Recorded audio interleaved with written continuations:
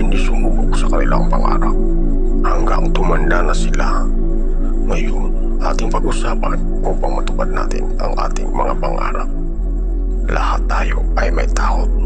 Ngunit kung alam natin ang paraan sa takot, ay hindi na tayo matatakot sa ating mga pangarap na ating tutuparin. At ito ang mga paraan upang tayo ay lalakas. Sa pamamagitan nito, maalis na ang ating mga takot at aaksyon na tayo. Una, kikilalanin mo muna ang sarili mo. Makikilala mo ang sarili sa pamamagitan ng pag-alam kung ano ang iyong mga ginagawa sa kasalukuyan.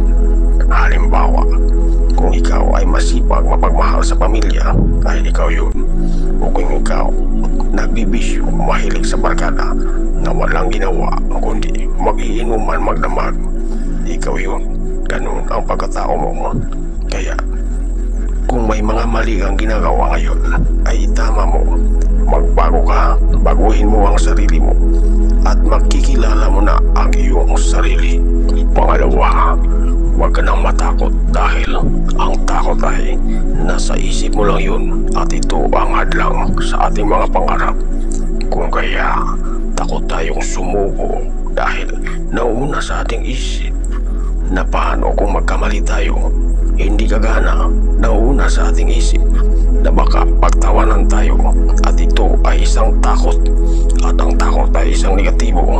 Kung kaya mawawala na ang ating gana na sumubok sa ating pangarap. Kaya mula ngayon, huwag ka nang matakot. Isipin mo lagi ang iyong pangarap at gumawa ka ng sistema at aksyonan mo na ngayon. Pangatlo, umiwas ka sa mga taong mahihina at makikilala mo ang mga taong mahihina sa pamamagitan ng kanilang mga gawa.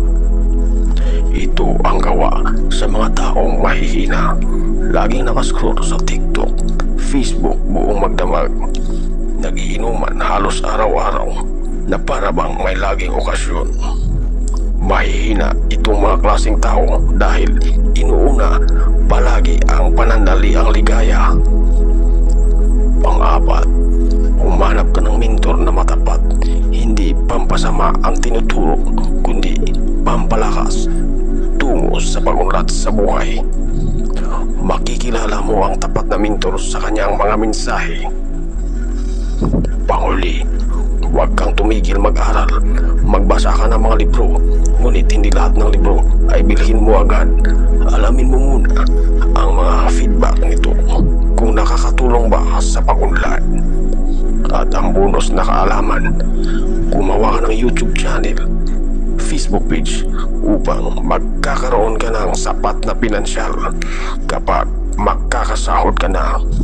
Kung gusto mo pang madadagdagan ng iyong kaalaman, ay mag-subscribe ka na dahil tayo ay magpapalakas